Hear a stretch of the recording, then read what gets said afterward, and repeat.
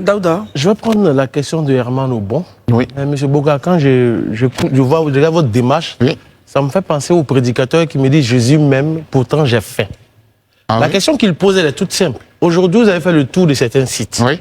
Vous parlez de ST en justice. Oui. Mais pendant que Yopougon-Atier, c'est ça? Agban-Atier, Jesco, Boribana, des gens sont encore sous la pluie. Qu'est-ce que, au-delà d'ester en justice, qu'est-ce que vous avez fait concrètement pour que ces personnes-là puissent avoir ne serait-ce qu'un minimum de confort? Parce que, à regarder votre acte, ça ressemble à de la récupération politique que vous ne pouvez pas dire. Mais je suis désolé. Il va répondre. Je suis désolé, cher ami. Pourquoi? Mais c'est pas à moi qu'il faut demander cela. Non, mais c'est pas une question. Non, je viens. Okay, vous avez compris votre question. André, donc nous recevons ici, nous l'avions annoncé tout à l'heure, le président de la FIDOP, le docteur Boga Sako-Gervais. Merci d'être là. Je vous en prie. Samedi dernier, vous étiez à Jesco avec une délégation pour constater effectivement que cela fait un mois que des Ivoiriens dorment dans la rue, souvent sous la pluie, et les pluies ont commencé. On imagine bien le spectacle désolant auquel vous avez assisté le samedi. Mais il est question d'aller au next step. C'est bon de condamner, accéder ou pas, ils étaient en possession enfin. Le moment, c'est de dire, qu'est-ce qu'on fait pour nos frères? Et c'est dans cette optique-là que vous êtes. Pourrait-on avoir de plus amples informations avec vous sur la question? Êtes-vous en train de mettre en place une chaîne de solidarité? Parce que nous, on avait constaté ici que tout le monde se plaignait, mais on ne voyait pas les uns et les autres jouer les l'abbé Pierre. Donc, en ce moment-là, on se pose la question... Ou encore les mères Teresa. Voilà, où en est-on, justement, de la chaîne de solidarité dans le cas d'espèces, comme disait Christelle, face à ce spectacle désolant? Moi, je voudrais d'abord vous remercier. Remercier la FTV comme les autres chaînes qui parlent de la question. C'est pas un sujet tabou, c'est un fait de société. Nous sommes dans notre société, il y a un drame comme celui-là qui se présente. Qu'est-ce qu'on fait? Est-ce qu'on les cache? Parce qu'il y a parfois où on n'a pas envie de les présenter, parce que c'est laid, la République.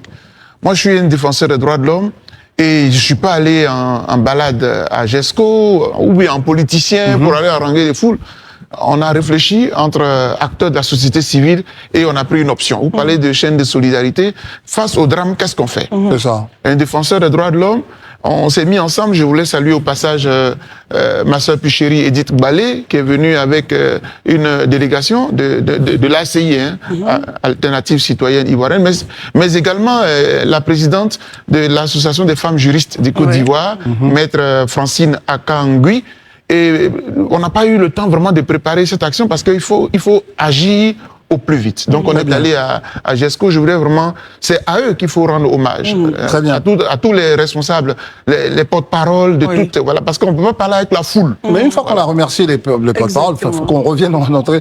Cette chaîne de solidarité, comment elle se joue finalement? Comment elle se met en place? C'est un accompagnement juridique? C'est de l'argent qu'on doit remettre? C'est des vivres? C'est quoi au fond? Parce que sinon, certains pourraient vous accuser aussi de pouvoir profiter un peu de la souffrance des autres. C'est quoi en fait? On ne profite de rien. La preuve, il y a eu tellement d'actions pour lesquelles on a été reçus sur vos plateaux.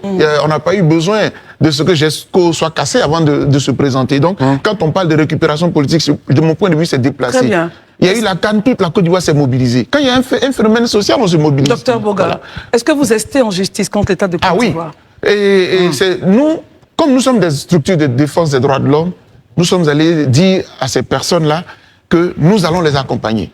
C'est pas nous qui allons prendre les devants. Ce sont elles qui sont les victimes.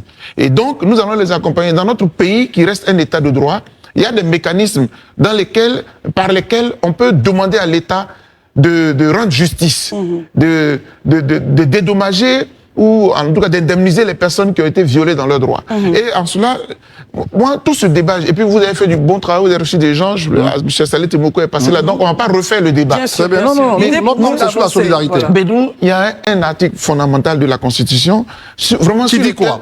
Qui dit, et je cite, Très bien. la personne humaine est sacrée. Les droits de la personne humaine sont inviolables. Article 2. Toujours l'article 2, et puis le dernier alinéa, tout individu a droit au respect de la dignité humaine et à la reconnaissance de sa personne juridique. C'est ça qui est le socle du débat aujourd'hui. C'est-à-dire qu'elles soient, je vous dis, même celles qui sont dans ces sites de façon illégale, elles ont droit au respect de leur dignité. C'est ça qui a manqué. Très bien. Moi, je constate une chose.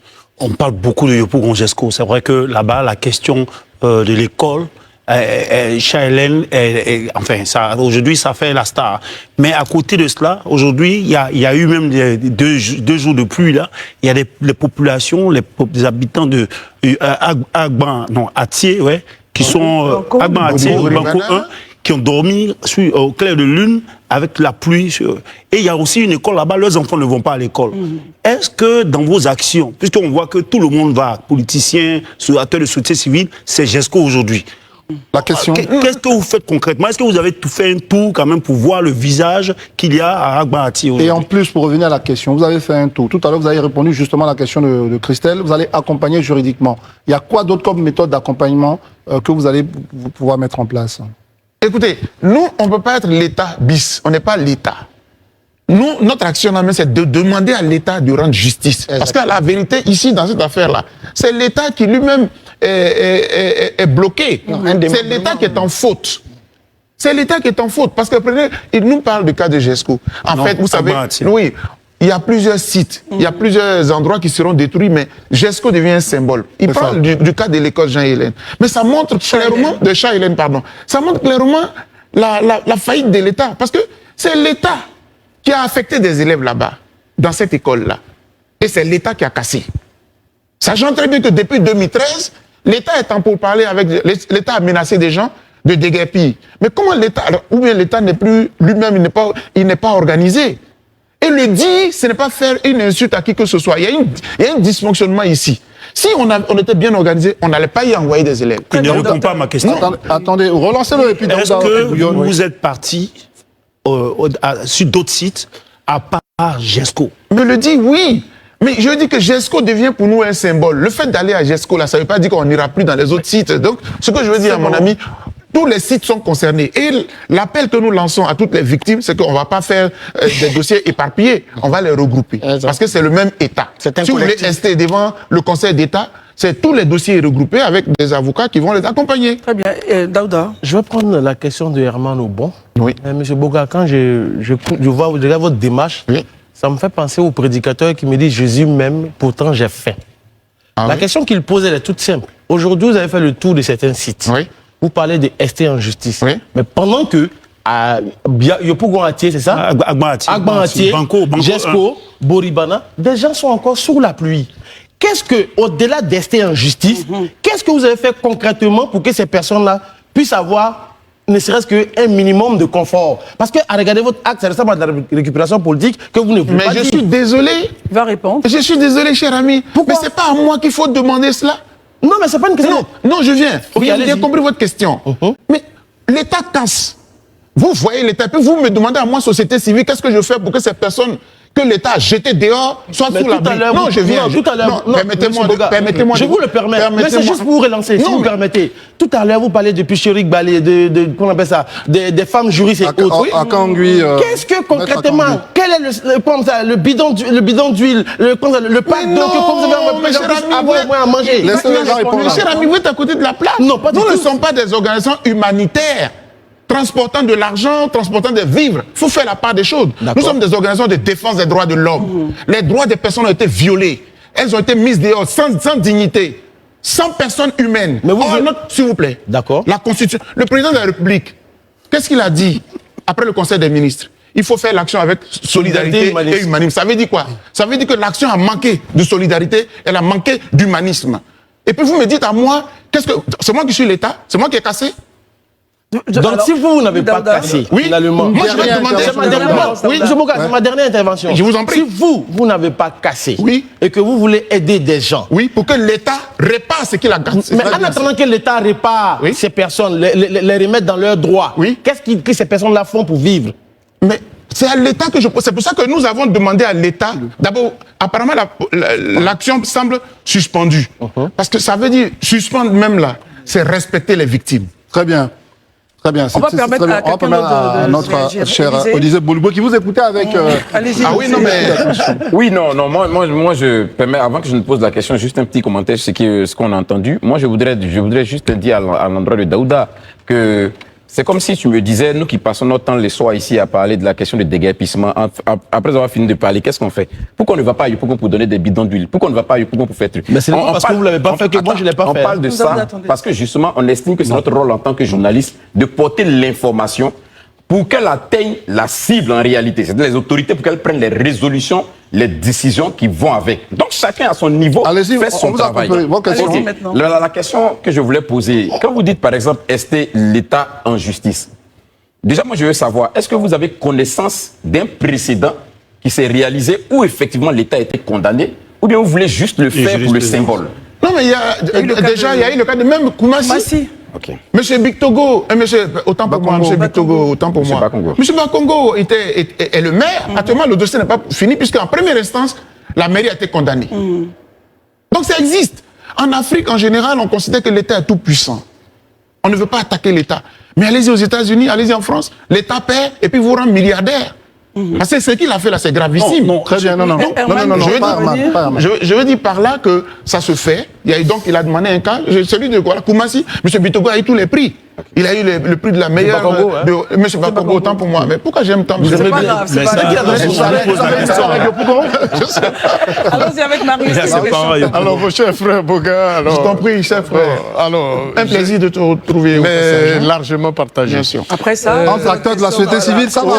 Je peux vous laisser partir.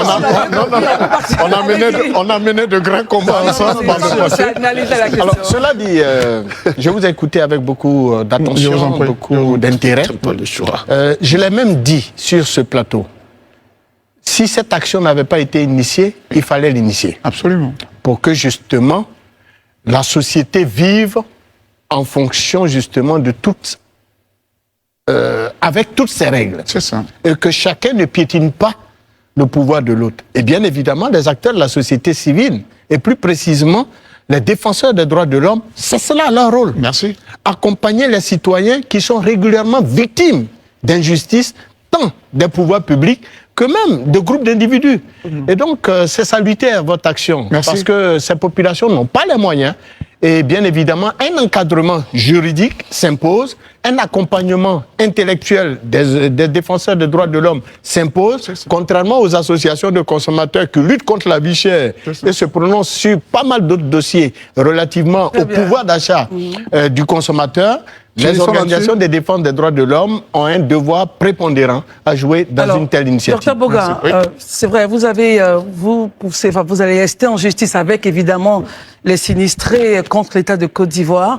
Là, je ne parle pas à l'homme de droit, je parle à l'Ivoirien. C'est ça. Je parle à mon frère ivoirien. Bien sûr. Quand vous regardez ces familles dehors, sous la pluie, est-ce que vous pensez qu'en dehors de l'État, le temps que l'État réagisse, qu'il faut une chaîne de solidarité? Mais absolument. Oui, c'est la question qu'on vous pose, elle est essentielle. Non, mais je n'en dis pas. Sauf que dans la façon de la poser au préalable, c'est comme si, docteur Boga, si vous lui demandez des comptes, et pourtant, c'est pas l'État. Non, mais je le dis. Sinon, cher frère, le fait de se déplacer, aller là-bas, on est allé sur 2 sites. On est allé à la cité Jardin d'Éden, et puis on est allé au fond, au quartier Gouraud aussi, toujours dans Gesco, tout à fait au fond là-bas. Le fait même de se déplacer pour y aller, c'est manquer de la solidarité. Mais en plus de cela, quand, par exemple, on a fait un don, je remercie ACI, on a fait un don modeste de 200 000 francs là-bas. Nous qui sommes des citoyens lambda, on donne 200 000. Donc celui qui a un budget qui est payé par l'État à 300 000. Non, c'est là où on veut savoir si cet élan de solidarité que vous êtes en train de faire, c'est quelque chose que vous appelez de tous vos voeux. Ah, mais bien sûr. Et comment vous pouvez la mettre en œuvre? En fait, je comprends très bien que cet aspect vous intéresse et vous auriez aimé que la société civile le fasse aussi. En même temps, je suis tout à fait d'accord. Chaque Ivoirien est appelé. Mais ça fait mal de savoir que l'État qui nous représente, parce que l'argent de l'État, là, c'est pour nous tous. C'est notre argent que l'État a. Et c'est l'État qui casse. Et puis vous voulez que nous, pauvres citoyens, c'est nous qui nous... L'État peut le... Je veux dire, cher ami, j'ai bien compris votre question. Le Premier ministre, le président de la République lui-même peut prendre des dispositions aujourd'hui même pour que toutes ces personnes-là... Parce que dans le principe... Non, je viens. Parce que c'est important. Non, parce que dans le principe, avant de casser, il faut reloger. Il faut mettre quelque part le droit au logement. Ça n'a pas été fait. Ça n'a pas été fait. Donc, l'État peut le faire aujourd'hui. Très bien. Mon pays peut le faire. Docteur Boga. En attendant, vous voulez que je prenne... J'ai dit, on a donné 200 000. Toi, tu as donné combien? Moi, oui. Non. Docteur Boga, Oui, revenez à la question. Non, je reviens. Non.